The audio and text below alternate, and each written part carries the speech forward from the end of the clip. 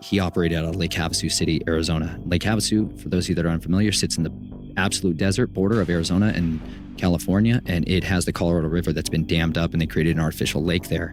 And it was a secret military base back in World War II. That was called Site 6.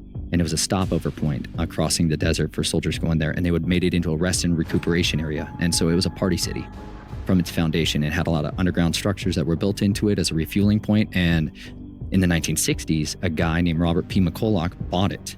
And he bought it, and he also purchased the London Bridge that crossed the River Thames. And he had it shipped over here stone by stone. And while they were doing that, they excavated 80 bodies that were entombed inside it in a practice that's called annulment, where you would sacrifice a person and bury them alive in the walls of the foundation.